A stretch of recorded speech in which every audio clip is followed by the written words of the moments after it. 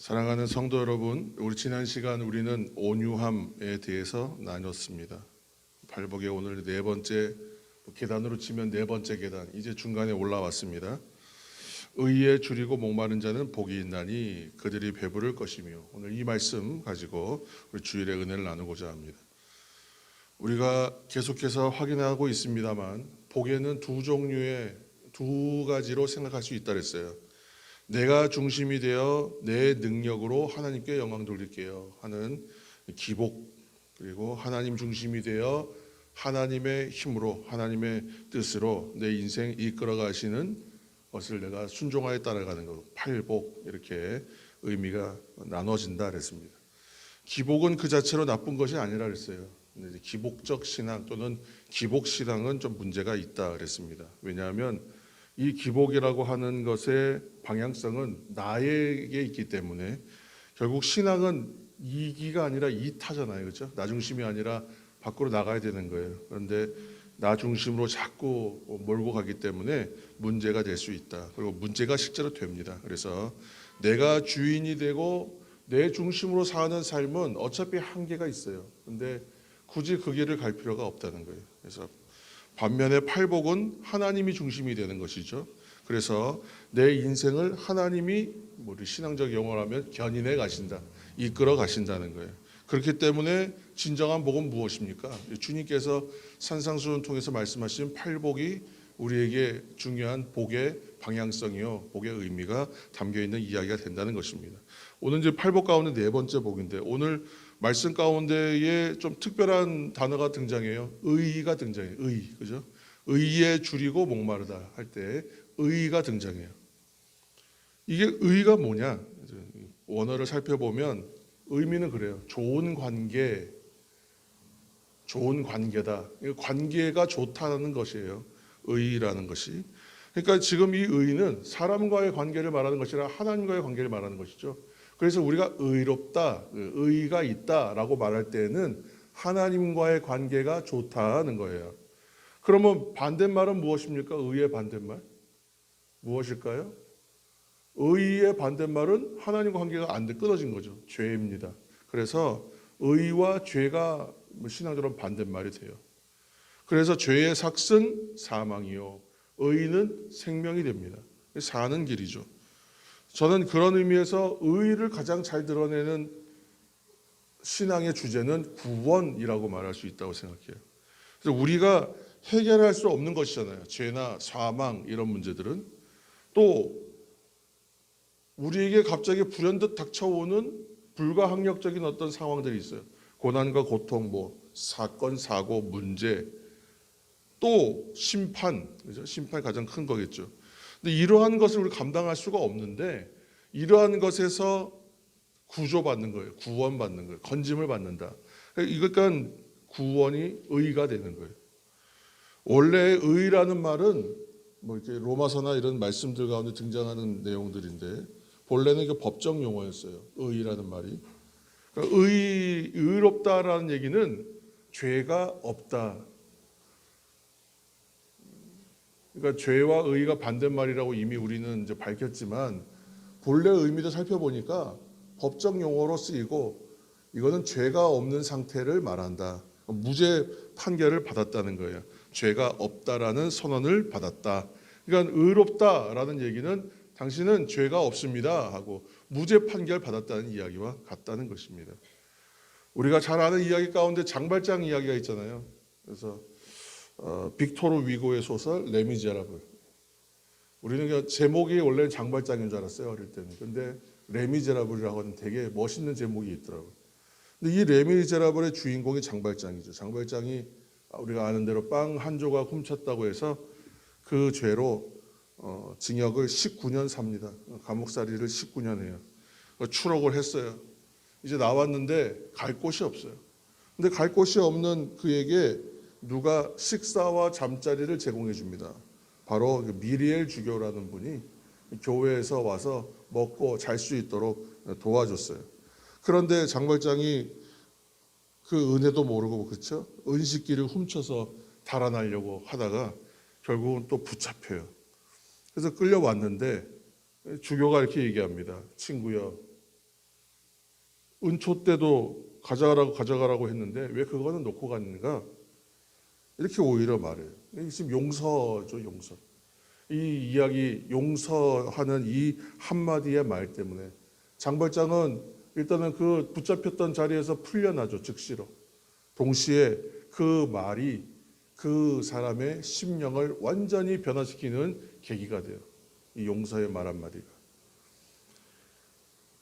성경은 이러한 상황의 가장 적절한 표현이 뭐냐? 의이다라고 말해요. 우리도 마찬가지죠. 우리도 다 죄인입니다. 근데 이 죄에 대해 책임질 능력도 없어요. 또 이 죄에 대하여 피하고 빠져나갈 방법도 없어요. 그런데 예수님께서 이 불가항력적인 죄의 문제를 십자가에서 대신 우리의 죄를 대신하여 죽으심으로 내가 다 갚았다. 내가 다 너희들의 죄값을 치렀다. 이제 너는 프리, 자유하다 라고 선언해 주신 거예요. 그래서 이것은 출애굽 때 6월절 그 밤에 어린 양의 피를 보고 죽음이 다 피해가고 넘어가듯이 예수님의 보혈로 심판이 넘어가고 구원을 받는 것, 이것이 바로 의입니다. 창세기 15장 6절에 이런 말씀이 나와요. 아브라함이 하나님을 믿음에, 여호와를 믿으니 그래서 여호와께서 이를 그의 의로 여기셨다 그랬어요. 그러니까 믿음으로 구원받는 것이 의의 핵심이요, 하나님과의 관계를 우리는 의라고 말한다는 것입니다. 예수님이 말씀하셨어요. 건강한 자에게는 의사가 쓸데없고 병든 자에게라야 쓸데있느니라. 이때는 의가 치유의 의미예요. 치료한다, 고쳐준다. 여러분, 건강검진을 앞두고 있으면 특별히 건강에 문제가 없어도 특히 이제 검사하고 난 다음에 검사하면서 여러 상황들을 보지 않습니까? 그리고 나서 특별히 건강에 문제가 없던 분들도 좀 긴장할 때가 있습니다. 혹시나 뭐 어디 부분이 좀 이렇게 의심스럽다 그런 말을 들었다면 결과 나올 때까지는 더 긴장하게 돼요. 하물며 큰 병으로 고생하다가 여러분 검사했는데 이제 검사 결과를 기다려요. 건강검진 받고 나서 전부 다 전체로 양호합니다. 전체적으로 이상 소견 없습니다. 그러면 이게 한시름 놓잖아요. 이제 괜찮다. 그런데 하물며 큰 병을 앓았다가 이제 마지막 검사예요. 이 검사에서 아무 문제 없다라고 완치된 거예요. 그러면 그 검사 결과 기다리다가 이제 아무 문제가 없습니다. 이 말을 들었을 때 얼마나 큰 자유와 해방감과 기쁨을 여러분 맛보겠습니까? 우리도 지금 그런 문제 기도하고 있잖아요. 그래서 진정으로 이게 완치되었습니다. 이젠 깨끗합니다. 병에서 이제 더 이상 고생할 일은 없습니다. 여러분, 이러한 선언을 받는다면 얼마나 큰 기쁨과 만족을 누리겠느냐 그 말입니다. 이것이 바로 의, 이것이 바로 구원이라는 것입니다. 마찬가지로 죄인에게 이제 너는 죄가 없다, 너는 죄로부터 완전히 해방되었다, 이 선언을 듣는 것, 이거 우리가 붙잡아야 될 의요, 의의 기쁨이라는 것입니다. 그럼 이제 오늘 말씀으로 가서 의에 줄이고 목마르다는 말씀은 무슨 의미입니까? 이 의가 어떤 의미인지는 알겠고 참 중요하다는 걸 알겠어요. 근데 의에 줄이고 목마르다는 얘기는 그만큼 간절하다는 거겠죠, 그렇죠? 일단은 그러면 무엇을 간절하게 바라요? 의, 구원을 우리가 간절하게 바라는 상태라는 거예요. 왜 그런가? 내가 죄인이기 때문에 그래요. 나에게는 이 의가 필요하고 이 구원이 필요하다는 거예요. 그래서 내가 병자예요? 그러면 나는 치유가 필요한 것처럼 하나님 나를 불쌍히 여겨 주옵소서, 완전히 고쳐 주옵소서, 깨끗하게 건져 주옵소서, 이렇게 기도하는 것처럼 그런 소망함이 바로 이 의에 줄이고 목마른 것이죠. 그래서 세상에는 나의 의로움으로 구원받고자 하는 좀 이해가 안 되는 사람들이 있어요. 잘 모르는 거지, 이 사람들은. 이른바 구약시대, 신약시대의 율법주의자들이에요. 미련한 사람들이에요. 왜 그런가? 의로운 자가 복이 있다 그랬어요. 의로운 자가 복이 있다. 그죠? 맞습니까? 의로운 자가 복이 있다 그랬습니까? 아니죠. 의로운 자가 복이 있다고 성경은 말하지 않아요. 오늘 말씀대로 하면 어떻게 해요? 의에 줄이고 목마른 자가 복이 있다. 의가 없는 사람이 그죠? 복이 있다고 말하는 거예요. 이미 의로운 사람이 아니라 나에게는 의가 없기 때문에, 나는 의롭지 못하기 때문에, 나로서는 의로울 수가 없기 때문에, 그래서 주님의 의가 정말로 필요한 사람, 주님의 의가 진정으로 갈급한 사람, 그 사람이 복이 있다라고 말씀하고 있는 겁니다. 사랑하는 성도 여러분, 그렇다면 우리 안에 의로운 사람이 있다는 얘기입니까? 없다는 얘기입니까? 우리한테는 의로운 사람이 없는 거예요. 성경은 우리에게 단호하게 말씀하시잖아요. 의인은 없나니 하나도 없으면. 로마서 3장 10절 말씀. 의인은 없다, 하나도 없다, 이렇게 말씀해 주죠. 우리에게 구원에 이를 만한 의의가 전혀 없습니다.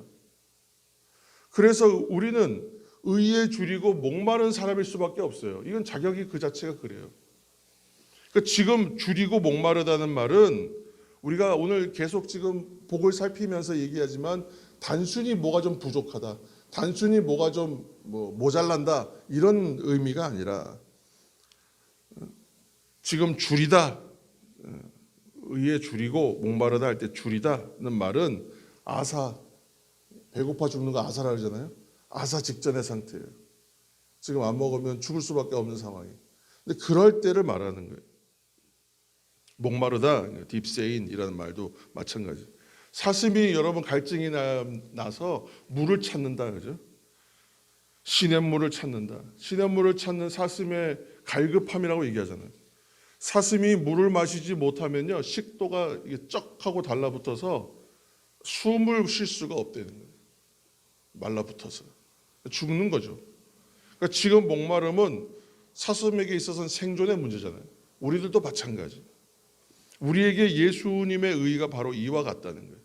그래서 예수님이셔도 되고 예수님 없어도 괜찮습니다가 아니에요. 선택의 문제가 아니라 예수님이 아니면 나는 살 수 없습니다. 예수님의 십자가의 의가 아니면 목마름으로 인하여 내 식도가 다 말라서 붙어버려서 숨조차 쉴 수가 없습니다. 절박함이 우리에게 있어야 된다는 거예요. 세상 사람들이 절박한 건 돈에 절박하고요, 출세에 절박해요. 그렇지만 성도는 구원에 대해 절박하고 예수님에 대해서 굶주리고 목마른 자가 돼야 한다. 오늘 이 말씀은 우리에게 그렇게 말하고 있는 것입니다.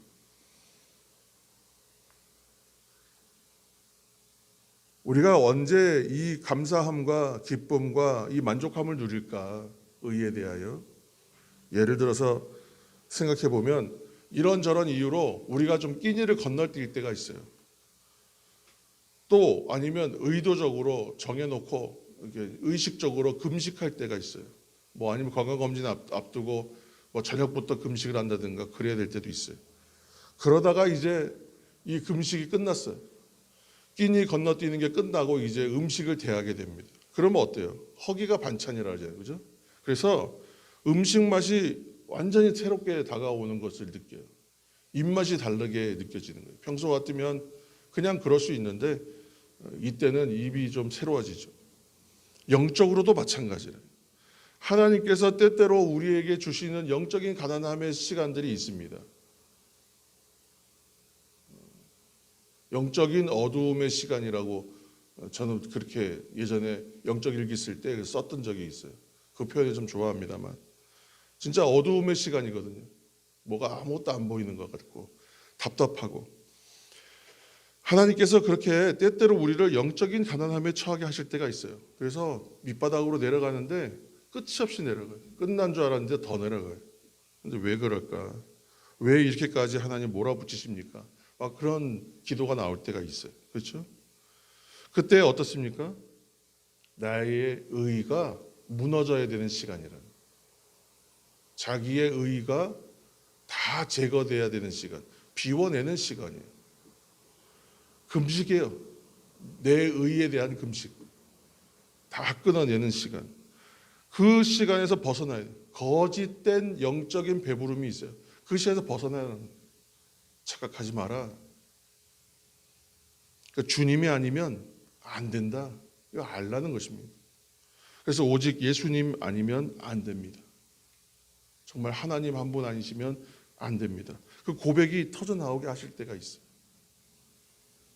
인생살이에서 반드시 경계해야 할 두 가지 자기 의에 빠진 모습들이 있습니다. 먼저는 뭐예요? 교만이에요. 우리가 잘 아시는 대로. 교만은 뭐 그 자체로 죄입니다 라고 우리가 알고 있지만, 누가 그랬냐 하면 성경에 나오는 인물들 가운데 대표적으로 예수님 시대의 바리새인들이 그랬습니다. 바리새인들 처음에 영적 개혁의 운동을 시작한 사람들이에요. 처음에 시작 참 좋았어요. 처음부터 문제가 있었던 게 아니에요. 참 잘했습니다. 율법 철저하게 지키면서 영적인 개혁을 위해서, 신앙의 개혁을 위해서 그렇게 철저하게 지켜내려고 애썼던 사람들. 그런데 사람들한테 인정을 받기 시작해요. 사람들한테 존경을 받기 시작해요. 그리고 자기 스스로의 만족감이 채워지기 시작해요. 내가 잘하고 있다는 생각이 들어오는 거예요. 그러니까 어디로 갔어요? 나는 잘하고 있습니다. 하나님 앞에서요. 나는 힘든 금식도 정기적으로 합니다. 저 11조 잘합니다. 헌금도 잘하고. 저 비천한 세리와는 다른 사람입니다. 라고까지 생각하게 된 거예요. 일종의 교만과 우월함입니다. 또 하나의 모습은 겉으로 보면 이와는 반대로 겸손해 보여요. 왜냐? 하나님, 저는 못합니다. 저는 자격이 없어요. 저는 할 수 없습니다. 겸손해 보이거든요. 그런데 하나님이 쓰시겠다고 하실 때에도 저는 못합니다. 나는 안 됩니다. 라고 고집해요. 거절해버려요. 누가 그랬습니까? 모세가 그랬고, 선지자들 처음 부름받을 때 예언자들도 다 그랬습니다. 가라 하셔도 계속 거절해요. 나중에는 저는 입이 둔한 자라서 말을 잘 못해서 안 됩니다. 모세가 결코 말 못하는 사람이 아닙니다. 이런저런 이유로 거절했다는 거예요. 겸손입니까? 아니에요. 자기 고집이에요. 자기의 의의예요. 우리는 그래서 이 한 해를 시작하면서 총회에서 내려온 주제도 있지만, 그 주제도 중요하지만, 우리 교회 이 한 해를 시작하면서 어떤 말씀, 어떤 주제를 한 해를 붙드는 주제로 삼을까 묵상하면서 하나님 주신 마음이에요. 하나님 한 분만 내 앞에 모시는 삶을 살자. 그리고 내 힘이 아니라 하나님 힘 의지하자. 너무나 당연한 이야기인데 놓칠 수 있는 본질, 이거 붙잡아야 되겠다. 거기로 간 거예요. 그래서 하나님이 부르시면요, 내 힘으로는 안 되지만 나는 할 수 없습니다가 먼저가 아니라 내 힘으로는 할 수 없지만, 그러나 주님을 의지하여, 그죠? 나는 의롭지 못하지만 주의 의에 의지하여 순종합니다. 이렇게 나아가는 것이 의에 대해 줄이고 목마른 사람의 영적인 태도가 되겠다라고 생각합니다. 내 안에 의의가 없어요. 그러면 내가 의롭지 못하죠. 그래서 의에 줄이고 목마른 사람이에요. 그렇다면 나는 다른 사람에 대해서 어떤 태도와 어떤 시선으로 다른 사람을 바라보게 될까요? 다른 사람에 대해서 정죄하거나 판단하거나 평가하거나 하기가 안 되겠죠. 그렇게 할 수가 없겠죠. 그런데 내 안에 내 의가 가득해요. 그러면 정작 내 안에 문제는 못 봐요. 나는 못 봅니다. 그런데 다른 사람에 대해서는 굉장히 눈 밝은 사람이 될 수 있어요. 위험할 수 있다는 것입니다. 그래서 하나님의 말씀을 듣는데 하나님의 말씀을 객관적으로 들어요. 객관적으로 듣는다는 얘기가 뭐냐면 나에게 주신 말씀으로 듣질 않아요. 하나님의 말씀은 이런 의미에서는 철저하게 주관적으로 들어야 돼요. 객관적 의미가 어떠하든지 그냥 나에게 부어주시는 대로의 의미로 받아야 돼요. 그게 주관적으로 받는 거예요. 그런데 객관적인 말씀으로 받아요. 말씀을 막 해석하고 있어요. 그렇지 않아요. 그러면 변화되지 않습니다. 바리새인들의 기도를 한번 떠올려 보시기 바랍니다. 하나님, 나는 저 사람들과 다른 것에 대해서 감사합니다 그랬어요. 하나님 앞에서 자기의 의의를 내세운 기도라고 할 수 없죠. 미련한 거죠. 반면 의에 줄이고 목마른 사람 어떻습니까? 세리와 같았어요. 성전에 들어오지도 못해. 멀리 서서 하늘을 쳐다보지도 못해. 그리고 가슴을 막 쳐요. 하나님이여 불쌍히 여겨 주십시오. 나는 죄인입니다. 여러분, 이거 당연해 보이지 않습니까? 그런데 이게 의외로 이런 모습들이 우리에게서 진실하게 나오느냐? 그렇지 못할 때가 많더라는 거예요. 의의 주인 사람은 십자가 의를 붙들고 십자가 의지해요. 그러니까 나는 여전히 죄인이고 죄인일 수밖에 없어요. 그래서 다른 사람을 판단하고 다른 사람 비난할 여유가 없어요. 인도의 지성으로 추앙받는 유명한 시인이 있습니다. 타고르라고 하는 유명한 시인. 그죠? 여러분들 들어보셨을 거예요. 타고르가 힌두교도예요. 그런데 이 사람은 세상에 있는 많은 경전들을 다 읽었어요. 특히 성경을 많이 읽었다 그래요. 그런데 이 타고르가 어느 날 아침에 어떤 일을 당하냐면 자기 집에서 일하던 하인이 있어요. 근데 이 하인이 늙은 하인이었어요. 좀 늙은 분이었는데 나이가 많은 사람이었는데 그런 적이 한 번도 없었대요. 그런데 연락도 없이 모습이 보이질 않아요. 아침에도 안 보이고 오후에도 안 보여요. 저녁 시간 된데도 안 보여요. 그래서 나중에 처음에 궁금했다가 나중에 화가 난 거예요.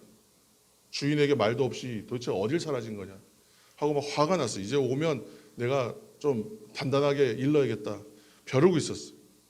그런데 저녁 늦게서야 하인이 나타난 거예요. 그리고 와서는 어떤 말도 변명도 안 하고 어떤 얘기도 하질 않아요. 자초지종 설명도 없어요. 그리고는 그냥 자기가 해야 될 일들을 묵묵히 그냥 청소부터 시작해서 일을 하기 시작하더라는 거예요. 그래서 뭐 궁금하기도 했지만 먼저는 지금 화가 나 있는 상태였으니까 화가 나서 불러가지고 좀 따끔하게 꾸중해야 되겠다 생각해서 불러서 질책을 한 거예요. 그런데 그때의 이 하인이 어렵게 한마디를 하더라는 거예요. 그 말이 무슨 말이었냐면 주인님 죄송합니다. 한 번만 용서해 주십시오. 그러면서 뭐라고 했냐면 어젯밤에 제 딸아이가 죽었습니다. 그래서 딸을 묻고 오느라 정신이 하나도 없었습니다. 그렇게 말했다는 거예요. 타고르가 그 순간 너무나 큰 충격을 받았대요. 왜 그랬냐? 자신이 수많은 책을 읽고 인도의 지성이라고 불리고 사람들의 존경을 받고 힌두교 경전뿐만이 아니라 성경의 이리까지 통달한 사람으로서 그렇게 많이 아는 사람이다. 나는 깊은 사람이다. 넓은 사람이다. 그렇게 자부했던 거예요. 그런데 정작 자신의 집에 같이 있는 늙은 하인의 슬픔조차 헤아리지 못하는 자기의 모습을 보면서 너무나 큰 충격을 받았다. 머리를 크게 한 대 맞은 것처럼 그렇게 충격적이었다고 썼다는 거예요. 그리고 이렇게 적어놨어요. 나는 내 의에 대해서 절망을 느꼈다. 이렇게 썼어요. 이것이 인간의 의의 한계라는 것입니다. 우리는 스스로에 대해서 모두 내가 옳다고 생각해요. 내가 옳다고 생각하지 않고 살아가기 참 어렵습니다. 내가 틀렸다고 생각하기 좀 살아가기 힘들어요. 내 생각이 맞다고 생각하고 살아요. 그래서 100사람이면 100사람 다 자기가 옳아요. 그래서 사람들의 의견은 쉽게 충돌하고 대립되는 거예요. 그런데 타인의 입장이 되어 보기 전에는 완전히 이해하기가 어렵잖아요, 사실. 타인의 상대의 입장이 되어 보기 전에는 말하지 마십시오라는 이야기도 있지만 우리가 어떻게 그 사람의 사정을 다 알겠어요? 오늘 이제 말씀으로 돌아가면 그러나 의에 줄이고 목마른 사람이 할 수 있는 말이 있다 생각해요. 그건 뭐냐면 이렇게 말하면 돼요. 그럴 수도 있겠다. 그럴 수도 있겠다. 사순절입니다. 십자가 고난을 눈앞에 둔 겟세마네 기도의 시간을 함께 제자들과 기도하기를 원하셨어요. 예수님께서. 그래서 제자들에게 여러 번 권하셨어요. 말씀도 하셨어요. 깨우기도 하셨어요. 그런데 결국 제자들은 잠들어 있었습니다. 그리고 예수님께서 이렇게 말씀하셨어요. 마음은 원이로되 육신이 약하도다. 오늘 이제 아침에 기도할 때도 그렇게 이 표현을 썼습니다만, 이 표현은 결코 꾸중하시거나 질책하시는 내용이 아닙니다. 오히려 오늘 말씀드린 대로 그럴 수도 있겠구나, 그럴 수도 있구나 하신 말씀이라고 생각해요. 긍휼히 여기셨어요. 의인은 없나니 하나도 없습니다. 우리 안에는 당연히 의가 없고요. 그래서 오늘 의에 줄이고 목마른 자는 복이 있다는 말씀이 우리에게 최고의 복음이에요. 내가 의가 없거든요. 근데 그 의가 없다고 생각하고 예수님의 의가 간절하게 느껴지는 사람 복되다. 아사 직전의 탕자처럼 또 목마른 사슴처럼 간절하고 절박하게 이 사순절 기간 예수님의 의를 구하시길 바랍니다. 주님, 나는 죄인입니다. 예수님의 의가 아니면 살 수 없습니다. 이 갈급함으로 사순절 기간 살아내시기를 다시 한번 축원합니다. 하나님 반드시 구원의 배부름 주시고 십자가의 의로 충만하게 채워주실 것입니다. 이 풍성함과 시원함을 맛보는 저와 여러분 되시기를 주님의 이름으로 축원합니다. 기도하겠습니다.